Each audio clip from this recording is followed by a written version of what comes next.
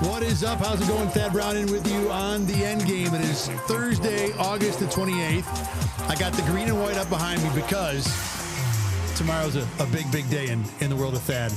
So, as many of you, I'm sure, are involved, it is fantasy draft weekend in the world of football. This is the weekend when most leagues get their draft done, not only because it's a holiday, but because we have real games in a week. In 7 days, it is Eagles and Cowboys to open up the NFL season. So I'm in 4 leagues, which I've determined is my limit. My limit's probably like 3 leagues, but I do 4 because you get into a league and then you're in with your friends and you don't want to like say no. And you've been doing it for X amount of years, even if it's, more time than you want to be committing to like fun football time, you keep doing it anyway. So I'm in 4 leagues. I got one of the drafts tomorrow.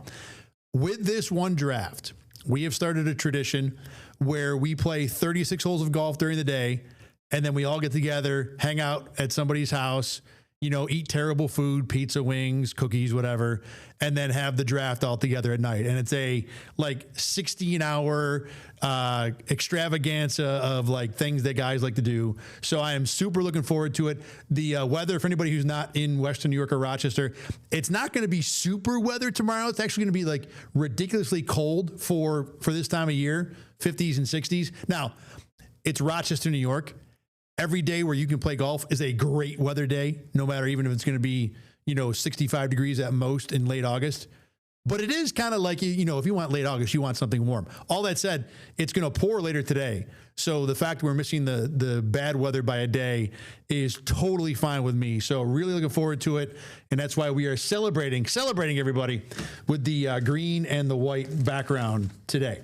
Now, speaking of celebrating, it was a day for Bills fans to celebrate yesterday to a degree. I don't know how much big time celebrating we're doing, but it was a fun day yesterday when was it yesterday and the day before it, whenever it was. I'm trying to think now. Tuesday was right. Yeah. So yesterday when Bills fans found out that Jordan Poyer was returning to the Buffalo Bills. One of the one of the great members of the safety pairing of Jordan Poyer and Micah Hyde back on the practice squad. And there he was, everybody, just hanging out, getting to know the guys and doing practice squad things now. He's a guy that is there to be on special teams. I saw him run to a special teams meeting for, I think, the first time in my life. Jordan Poyer going over to special teams. When practice starts and there's special teams, all the really good players who would never, ever be risked on special teams, they kind of do their own thing. And that was always the Jordan Poyer, Micah Hyde, Trey White, fun time, games. You're practicing things, but it is a little bit of a light period for sure. Not yesterday. There's Jordan. No, that's not him right there. But Jordan Poyer yesterday running over into special teams meetings, running scout team patterns. It was a whole different experience. And, he did talk about it later. And I think when Poyer talked to the media later on in the day, it was, to me, incredibly fascinating because Jordan Poyer and Micah Hyde have been tied together for as long as they've been in Buffalo. Played the same position, got along great, both excellent, really good players. But they weren't the same type of guy when it comes to dealing with the media. Micah Hyde was the much more effusive player, the much more verbose, talkative player. The much more open, happy to do an interview with you most of the time. Jordan Poyer, a little more reserved, especially early in his career. He was not a guy of many words at the beginning. And I think as he warmed up not only to the team and his role, and as he got better as a player and more confident as, someone on the field, I think the off the field game, if you will, improved and relaxed a little bit. He got to be, a little more of a talkative guy. But all that said, even the last couple of years when those two were just, the paragon of greatness in Bills history, Micah Hyde was always still the better guy to talk to, the one that was going to be a little more open, the one that might have a little more of a thoughtful response to things. It doesn't mean don't ever take that to imply that Jordan Poyer is not thoughtful, but Micah Hyde just was more when it comes to, talking to the media. Well, when Jordan Poyer met with the media yesterday, it was a fascinating 15 minutes. And I'm going to give you some of the highlights here, some of the things I want to talk about that really stood out to me. Number one, he's 34 now, and he admitted that. He's like, look, I know I'm not getting any younger. But he did talk about why he still wanted to, play in the league, why you still wanted to fight this fight. Because, being on the practice squad, he's not making millions of dollars. He joked later that Taron Johnson said when the defensive backs have a dinner, the next one Poyer's going to have to pay for. And Poyer's like, I'm on practice squad now, man. What am I paying for? You all are the guys who make the tons of money now. So this is not something he's doing because he's making a ridiculous contract. Now, his contract might be ridiculous by practice squad standard. Your standard veteran would make about $500,000 for the year. There's no salary cap on practice squad. So it wouldn't stun me if Jordan Poyer is making a whole lot more than $500,000. I don't know that for sure. But regardless, he's not making $10 million. He's not making whatever his last NFL contract was before he got the $2 million one-year deal from Miami last year. So if you're going to do this, you better have some love for it. And he talked about that yesterday. Left in the tank. Last year, put asterisks by it. It was a tough year all around. And I'm not going to, throw anything at was what went down over there. But at the same time, it was a hard year. And again, I'm just extremely thankful to be here. And I still feel like I got a lot left to prove to myself, to this game, to the people around me. And, I keep the receipts. Now, I'm not sure exactly what he means by the receipts. I'm sure there were some people who were critical of his play last year. I mean, nothing much in Miami in general went well, and Jordan Poyer, I don't think, was any different from that. Obviously, we kind of got an up-close and personal look at that when he was almost primarily responsible for the Bills getting a chance to win the game against Miami here in Buffalo on the penalty he had on Keon Coleman to keep that last Bills drive alive that ended up in the Tyler Bass 61-yard field goal. But regardless, this is a guy that clearly still believes he can play.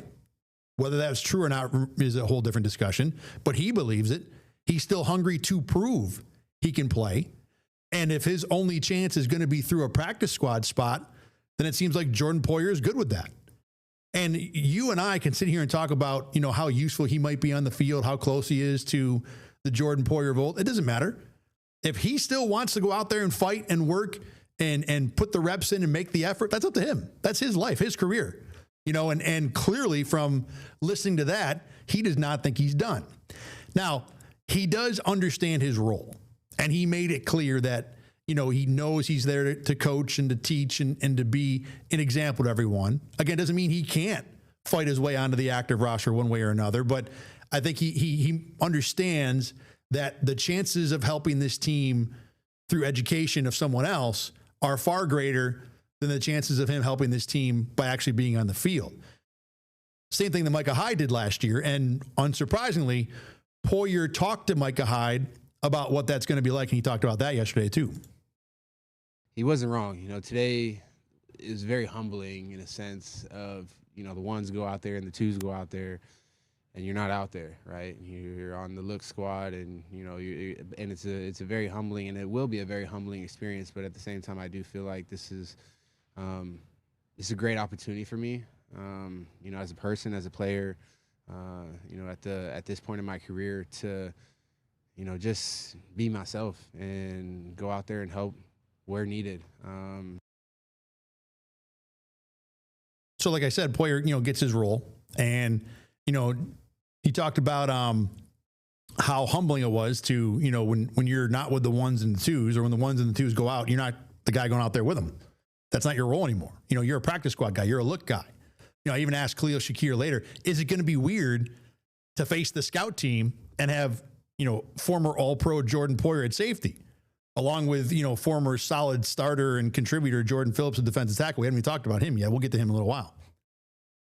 So, Poyer is not, as much as he might think he has a chance to play, or maybe somewhere in his mind hope he has a chance to be a player again, he fully understands what this is going to be like and how humbling it's going to be. So he's not coming into this with, head in the sand, eyes closed. There's no, I think, delusion about what the chances of him being a player still are. But he still is, happy to be here. Now, last year, you heard him talk about it before, that Miami, he said, put an asterisk on it. And during the season, he basically admitted yesterday that he was thinking about coming back to Buffalo while he was still playing for the Dolphins. Weird. I wanted to call him while I was in the 305 last year. I don't know. There was, I saw Trey coming back, and I had a couple conversations with Jordan. Bean and I had conversations over throughout the summer, and the ball just started rolling. Again, last year, it's a super bad taste in my mouth to just, the way that season was, the way that, it could have been my last year in the league, and I didn't want to necessarily go out that way. And so, again, this is home. This is where I want to be.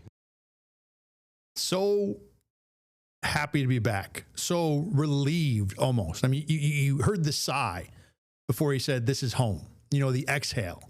You could almost feel the difficulty he had last year. The unfamiliarity, the lack of success, the lack of comfort, the lack of happiness of being in Miami.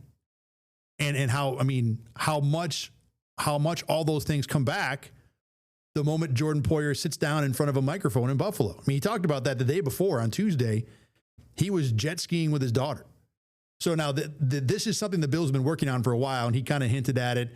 Taron Johnson said yesterday he had known about for a while. Brandon Beane said yesterday they had been talking about this since May, and that, Jordan Poyer had kept in touch, had kept talking, they kept it going, and were able to make it happen. And Poyer makes it clear that his time in Miami just did not work. And he's also said the only place he wanted to be was Buffalo. Jordan Phillips said the same thing. If they weren't going to be able to be with the Bills, they weren't going to be anywhere.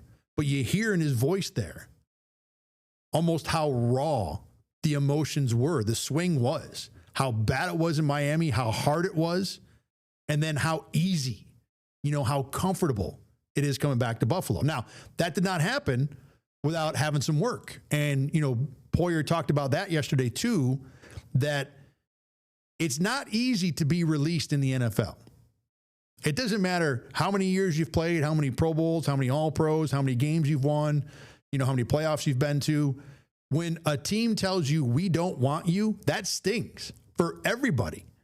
So when Poyer got released by the Bills before last year, and that's what happened, before he was going to come back, he had to kind of, make sure things were okay. He talked about doing that yesterday too. When I was out here during that time, I hit up Bean. I just wanted to go chop it up with him because that was the first time that I had spoke with him since he released me. Felt like I just needed to hash some things out because did I feel some type of way from getting released here? Of course. This is where I wanted to be. This is where my home was. But again, I understand this business. I understand where he's at, the position that he's in, and I'm okay with that. So I went, him and I just had a conversation like, look, I don't want to go play nowhere else. It's either Buffalo or it's nowhere. And, and then the ball just started rolling. And, here I am, grateful for the opportunity, grateful to be here. So the reason I wanted to bring those 4 sound bites up, other than trying to lay some context behind, where Poyer's at, why he's in Buffalo, what his role is going to be. And for context, by the way, that conversation with Bean happened at a golf tournament over the summer, one Poyer used to run. And he said he kind of surprised everybody by showing up, even though it wasn't his tournament anymore, because he didn't, at that time, play for the Bills anymore.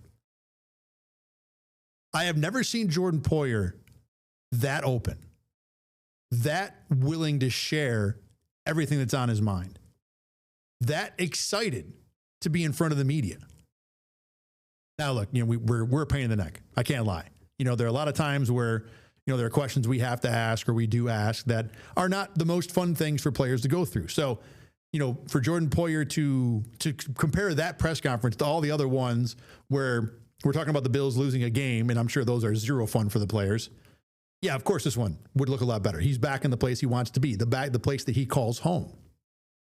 But still, again, after talking with this guy, one-on-one, in group settings, in press conferences, off camera for the last, 8 years, 9 years? That guy that we saw yesterday, I don't think I've ever seen before. And it was great. I was very happy to see Jordan Poyer feel that comfortable, that relieved, that much better about his situation. Not too dissimilar than what we saw from Trey White when he returned to Buffalo. And it reminded me how much this organization does a good job when it comes to the relationship with its players.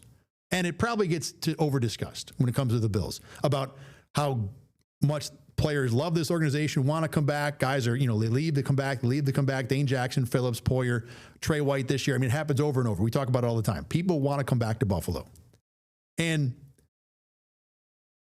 I put that next to a complaint I've seen a lot lately, a growing complaint on social media from fans, where they worry about the Bills wasting Josh Allen's prime because they won't go to and/or win a Super Bowl. And I certainly get that. You have a great quarterback, a guy that's worthy of winning a Super Bowl. There's only a handful of those guys in the league. Yeah, you can, figure out other ways. You can Joe Flacco your way to a Super Bowl. But for the most part, you got to have one of the top guys. The Bills have one of those guys. Now, it's not going to be easy. When you talk about wasting Josh Allen, you got to remember that there are 4 quarterbacks right now that are seen as the class of the NFL. Patrick Mahomes is probably in most places seen as the number 1 guy of the 4, but he's in the 4 for sure. Josh Allen for sure, Lamar Jackson, Joe Burrow. The problem is all 4 of those guys are in the AFC. Only one of them can go to the Super Bowl every year, let alone win it. So when you think about the complaint, or when Bills fans, worry about, wow, are we never going to have a Super Bowl with Josh Allen? Are we going to have this great quarterback and waste him, finger quotes? It's really hard to get to a Super Bowl. And the truth is, when you think about all 4 of those guys being in the same conference, probably for the entirety of their careers, only 2 of them have been to the Super Bowl so far. Only one has won one. The likelihood is at least one of those guys will never win a Super Bowl and probably never go to one either. Not impossible that Lamar Jackson and Josh Allen can both go. I wouldn't be surprised if they both went in the next 2 years. But the most likely scenario is that at least one of those quarterbacks will not ever win a Super Bowl. Not because they're not worthy, not because they're not great players, not even because their organization is not good at putting the pieces around them to win. Simply because getting out of that conference is a ridiculous chore. And even if you didn't have that competition, you still need a degree of luck to make it to and win the Super Bowl every year anyway. When you put those 3 guys in the conference with you, it only exacerbates the difficulty. So if we're going to measure the use of Josh Allen, or whether or not he has been wasted based on a Super Bowl, in general, it's probably a ridiculous bar, but especially when you consider the competition that's in that conference. But separately of that, we as fans, when we look at the teams we root for, we only see the wins and the losses. That's the only thing that matters to us, right? We don't make any money. In fact, we generally lose money when it comes to cheering for our teams. Not that losing is bad. We spend money on things that we want, going to games, hats, t-shirts, whatever.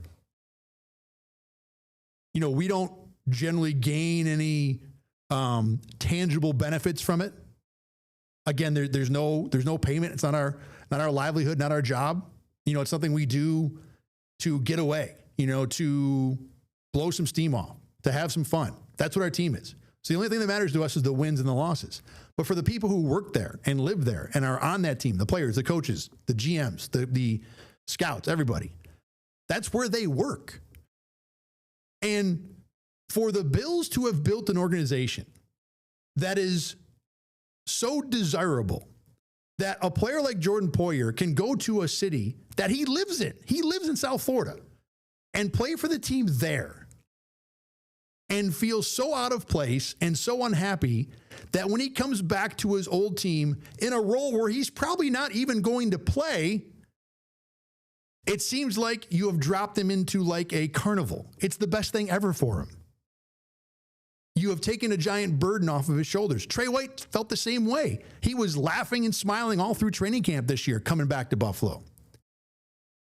That is an incredible credit to what Sean McDermott and Brandon Beane and Terry Pegula have built over there. Think about where you work, right? Most of us work at a place where, yeah, I do my job here, but there's 9, 10, 11, 12, 3, 4, whatever it is, other places I could probably do the same job, right? Other franchises, other companies that do the same thing, competitors, whatever it is.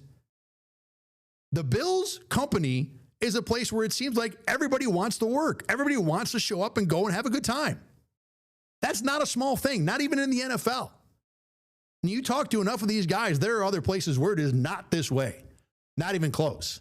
And yeah, they're playing a game, and yeah, they have a job where they make a ton of money, and they're very famous, and there's a lot of perks that come with it. It is still a job to these guys. But when you listen to Jordan Poyer and Trey White and the way they act when they come back to Buffalo, they love it. And I don't care how many Super Bowls they win. I don't care, what the success rate is at the end of the day. And not that those things are not important. Everybody over in that organization will tell you the number one goal for them is to win a Super Bowl.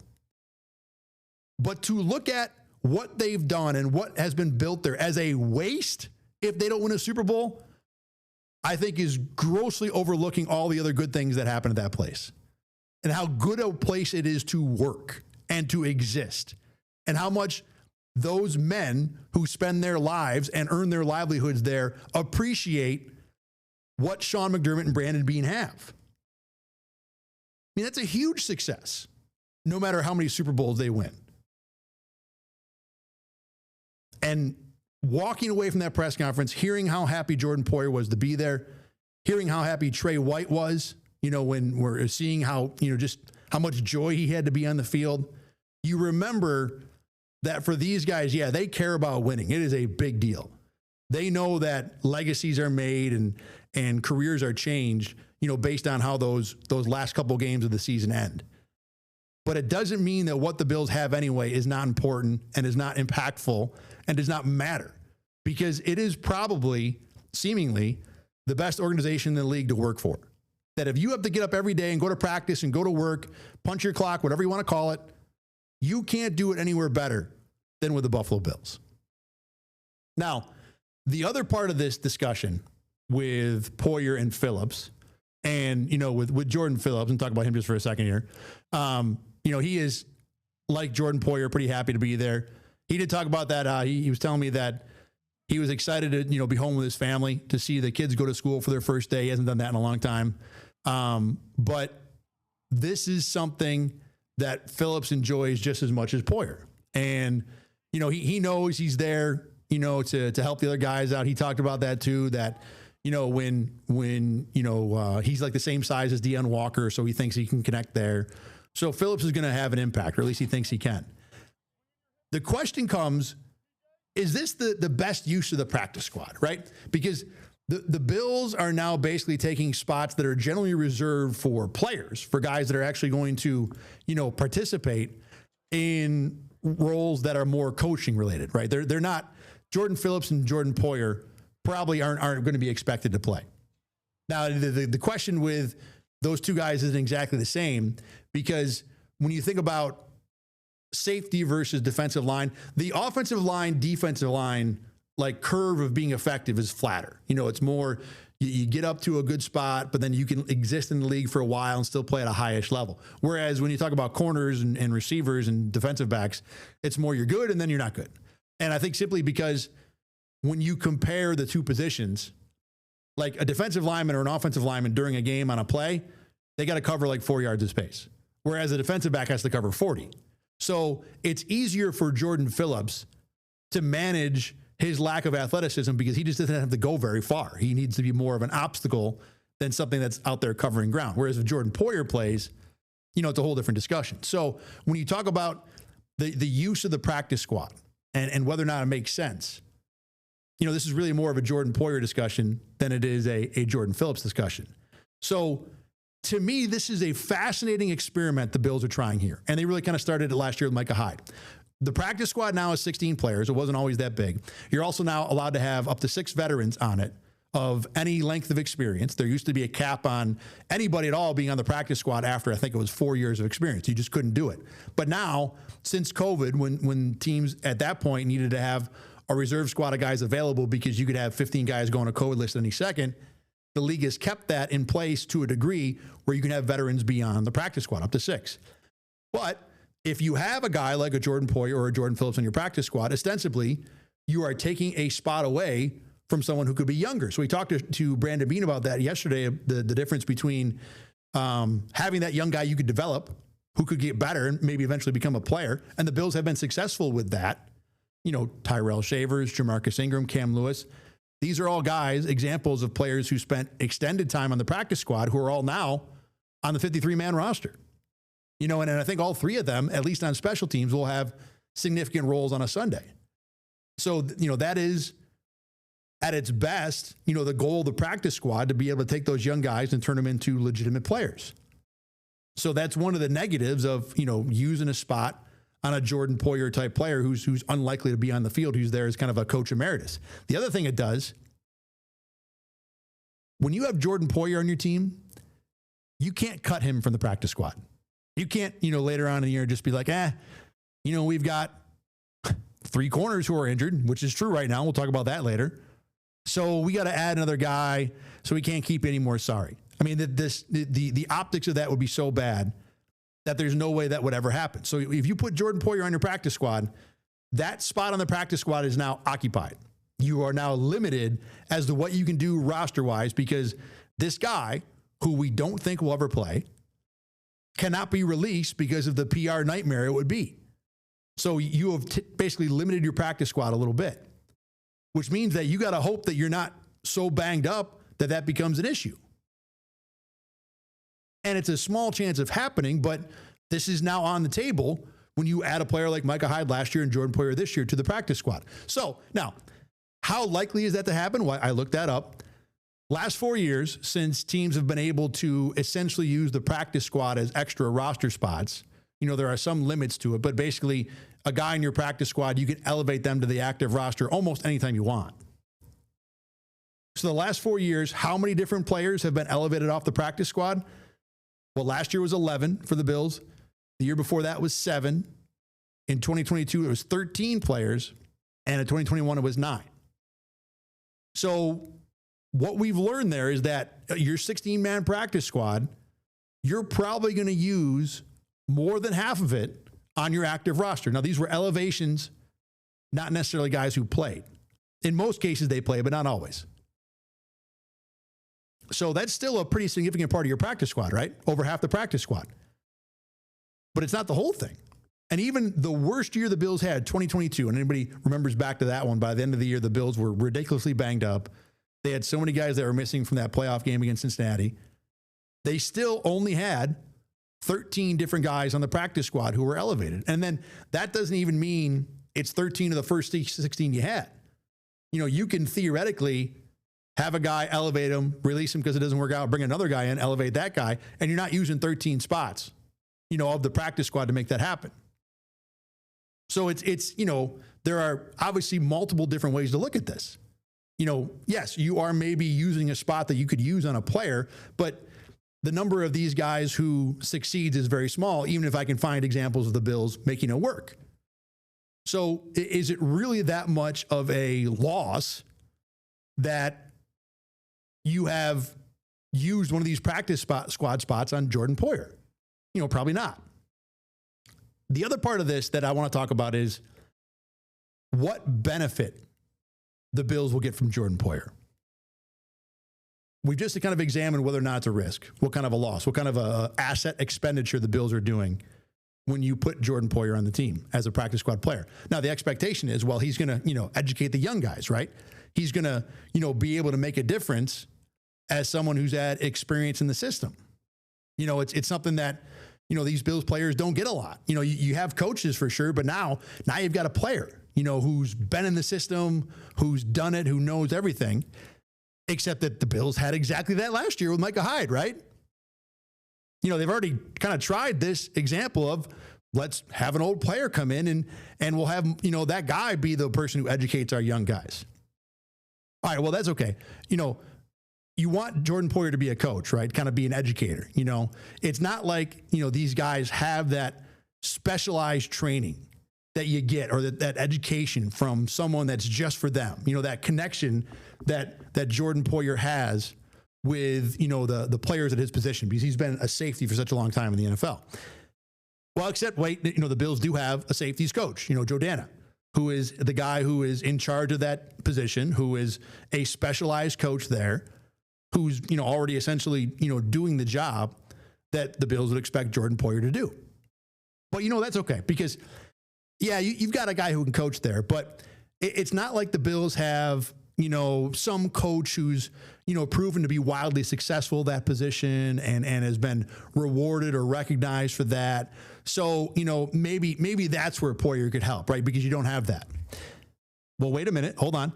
Bobby Babich, the defensive coordinator, was the safeties coach for the Bills 4 years.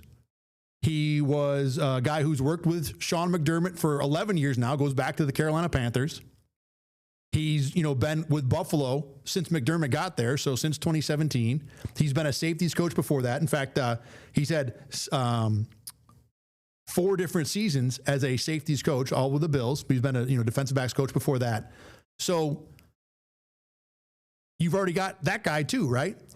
Well, all right, look, you might have a guy who's been, good as a coach, right? But what you don't have is that wise old mind when it comes to safety. Someone who's, been there, seen it all, done it all, who, just knows everything about the position in the defense. Except the head coach, Sean McDermott, was an all-conference safety in college, spent 6 seasons in the NFL before he got to the Bills as a defensive backs coach.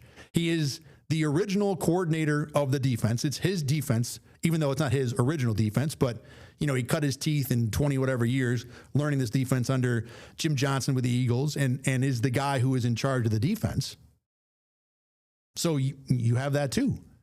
So the question is, if you have already tried the former player as your bonus safeties coach, if you have a safeties coach, right, a guy who's supposed to be there to coach the safeties, if you have a coordinator who has safeties experience and certainly has done well enough to where he got promoted to defensive coordinator not long after his work at safety, and if the head coach used to be a safety, knows the defense, invented the defense essentially, what the heck are we expecting to get out of Jordan Poyer?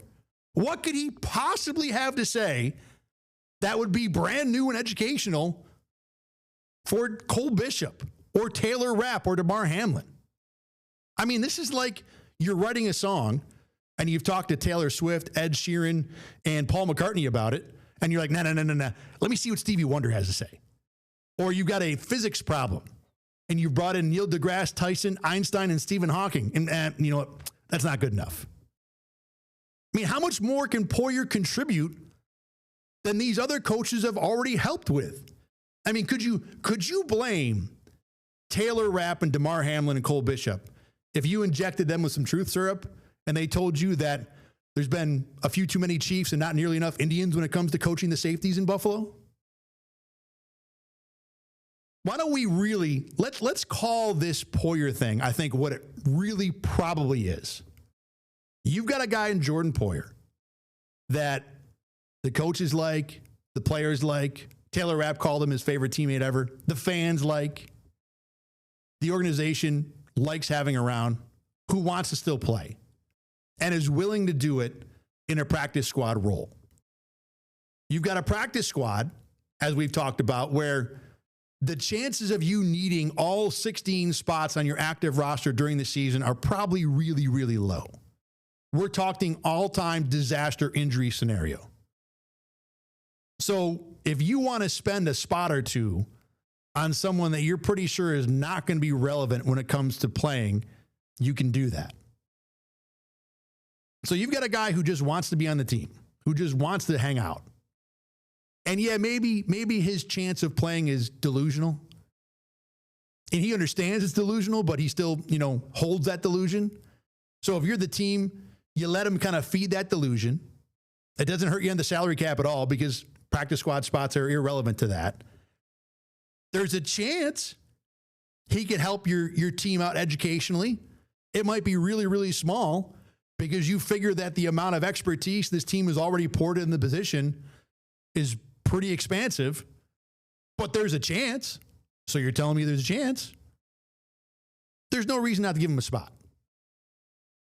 We might be talking about the difference, the 1 in a million chance of the Bills needing him to play. It's probably less than that. Maybe the 1 in 10,000 chance of the Bills needing him to play versus the 1 in 7,000 chance that he can have some sort of educational advice that Sean McDermott, Bobby Babich, Joe Dana, and Micah Hyde didn't think of already. And at the end of the day, too, the preseason is about, let me just back up for a second. At the end of the day, there are 70 guys who are on an NFL roster now, right? There's a 53-man and 16 on the practice squad. And the Bills have one more guy because they get the international exemption. So they have 70. The preseason is a discussion about the bottom 35 guys on the roster. The regular season is a discussion about the top 35 guys. And this conversation with Poyer and Phillips will probably, hopefully, be the conclusion of the bottom 35 discussion. Because after this, we'll be on to the regular season next week, the Ravens, and the only thing we'll care about from here on in is the top 35 guys. All right, we're going to take a break. When we come back, I do want to talk about that corner situation, what the Bills are at injury-wise, because it does feel like it's rapidly approaching a red alert situation.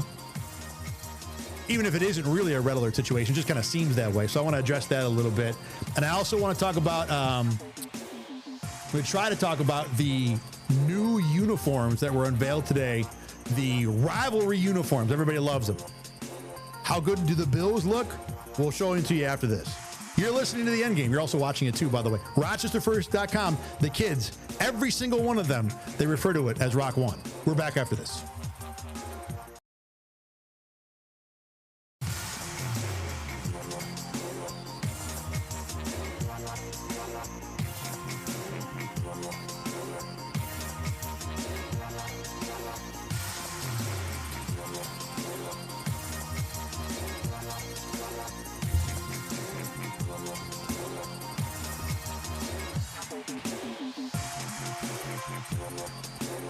Thad Brown here with you on the Endgame on a Thursday, heading into Labor Day weekend. Hope everybody has a great weekend. Stay safe out there. This show will be off, by the way, on Monday.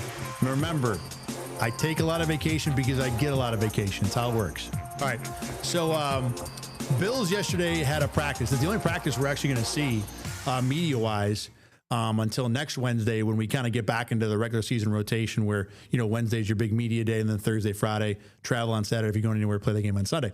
So the Bills, I'm assuming, will have some practice time between yesterday and next Wednesday, but the only time we're going to see is yesterday. And the most concerning thing that we saw, if you are a Bills fan, is certainly regarding the cornerbacks, because Max Hairston, as we know, is on injured reserve and will miss the first 4 games.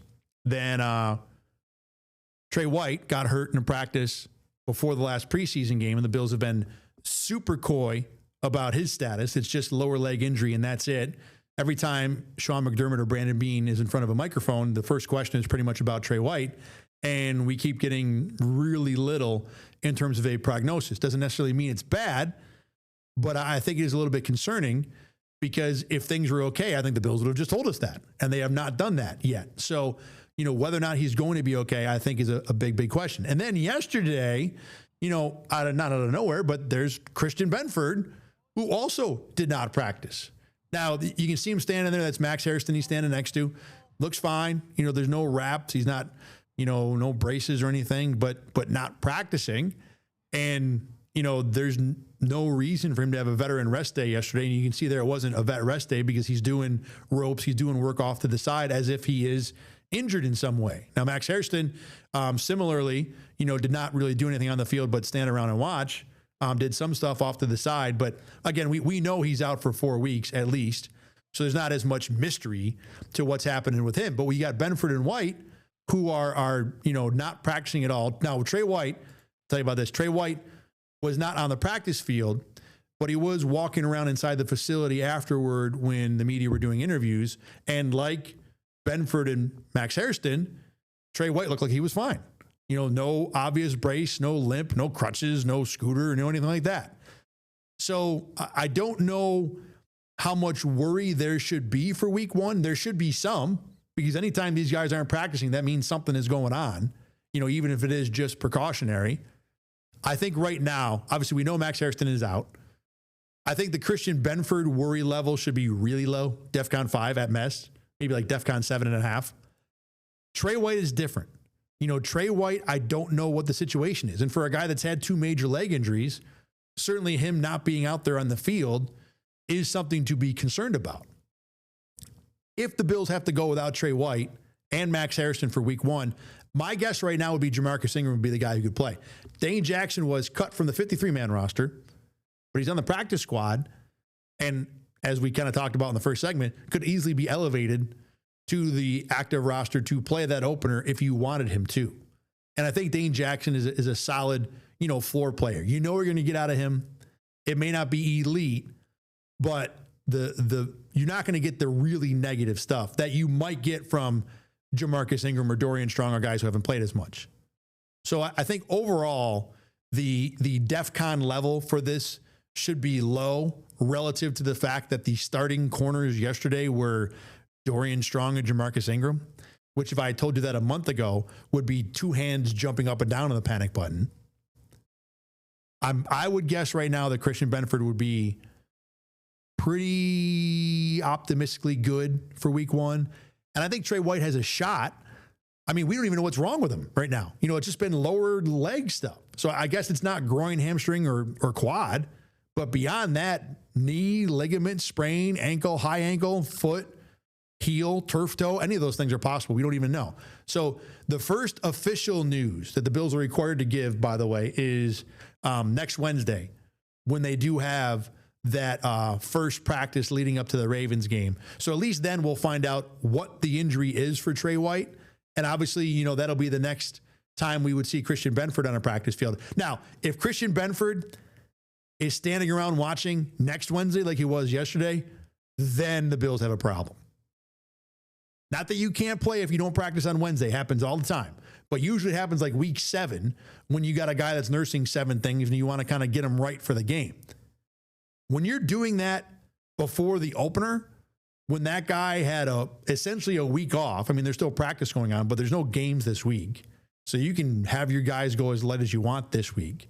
The week before, there was a Thursday practice that was pretty rough for the starters, but they didn't play in a game. So, you've really had 2 or 3 weeks of where you could really get these guys ready to go. And if you're not ready to practice even on the Wednesday before a game, then I'd be concerned. But again, I think overall, my guess is Benford's fine-ish. Trey White is right on the bubble. And obviously Max Harrison's out for a month. And we're going to see who replaces him as the other starter if White can't go. That'll be a fascinating discussion, but that's for next week. All right, the other thing that I talked about before the break that was happening today was the NFL has rivalry uniforms this year. So every team in the league, I think, is going to have a unique uniform they're going to wear for a division game. Now, today, the uniforms for the NFC West, so the Rams, Cardinals, Seahawks, and Niners were revealed, and for the AFC East, so Bills, Jets, Dolphins, Patriots. And the Bills uniform is one that's only going to be worn for the October 5th game against the Patriots. Now, the Patriots, again, they have their own uniforms, but they won't wear them that game. They'll have to wear them for a game when they're home. It is against Buffalo, but it'll be a different game. So here's what Buffalo went with. This is the Josh Allen picture of that, and it's pretty clean. It's all white. The pants are white too. Little gunmetal gray on the helmet. I don't know exactly what the official color term is for it. I'm not a huge fan of this. Here's the problem, right? The Bills are going to go full white. Let me hold on. I'll go find you another picture that I like. The Bills are going to go full white on this uniform, but they're going to do it the first week of October. So I think this uniform will look pretty cool if it was in the snow, but God willing, there will not be snow in Western New York on October the 5th. I got a good shot. Here we go. This will work. So I do like the idea of the Bills going with, they're like iced out. What do they call it here? I mean, it's a good theme. It makes sense. But like to do it October, to go with like an ice cold theme and then do it October 5th, cold front is what they're referring to it as. This is the one I want. Not a huge fan of again, the date here. I'll show you one more that look kind of good. Here we go. Little Khalil Shakir. You can see like the full white pants and everything. I think the jersey's better than the helmet. The helmet's fine. The blue designs, the blue details on the helmet are pretty good. But overall, I'm kind of like, I'm very meh on the whole idea. It's not bad. And I will say this about the Bills uniform. I think it's got a good opportunity to look good on television. Like they look better on television. Looks, there's Josh Allen with the helmet there. So you can kind of see a little bit the blue design on top. Can I zoom in for you here? Look at this. Look at the technology. So like the blue outline is pretty cool, right? And I do like that kind of like reflecty, kind of metally looking shoulder logo there. So there's good parts of this. And I think it's possible that this might look, pretty good on television. So now, obviously the Bills had their own. Let me just for real quick comparison here. I'll go around the division. This is the one I like the best, the Jets uniform. And again, like none of these are really great. None of these are like, wow, this is what a great concept for the uniform this year. The Jets, unsurprisingly, went all black here. Let me fire one of these up. I had these prepared before. You have to apologize. I screwed up the graphic before. Okay, here we go.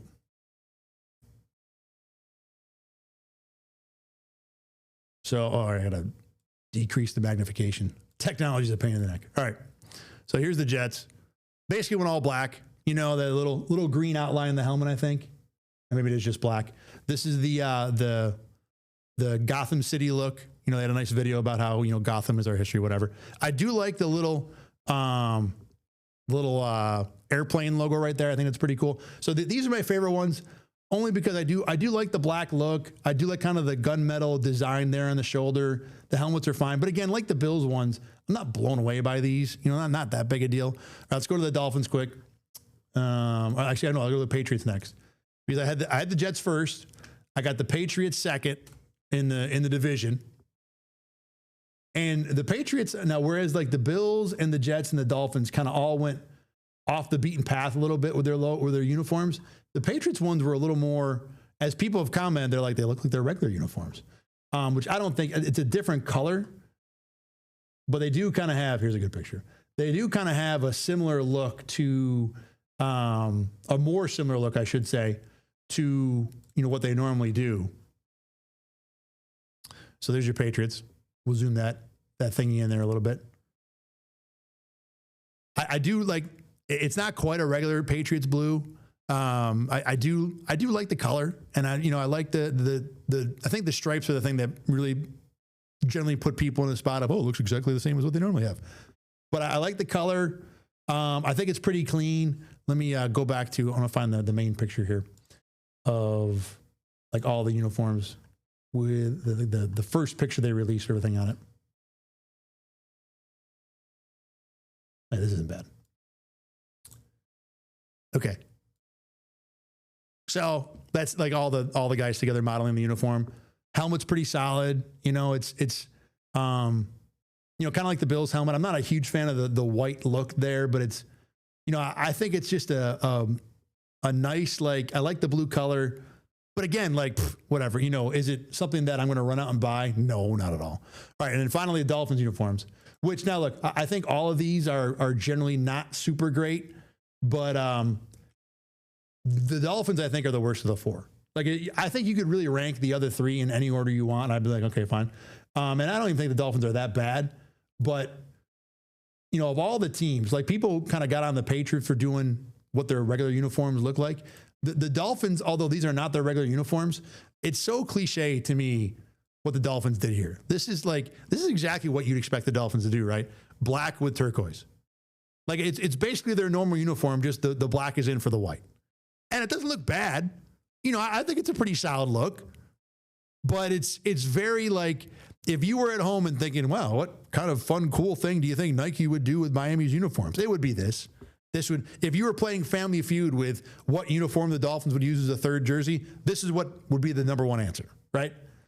It's not bad. It's not bad. But of the four, I think this is clearly the fourth. Now, you can make an argument for that Patriots uniform, because I get it. It does kind of, it's a different blue that I like, but it is kind of a boring looking blue.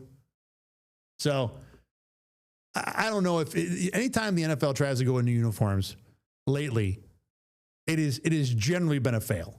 And I don't know if this is a fail. It's kind of like Really?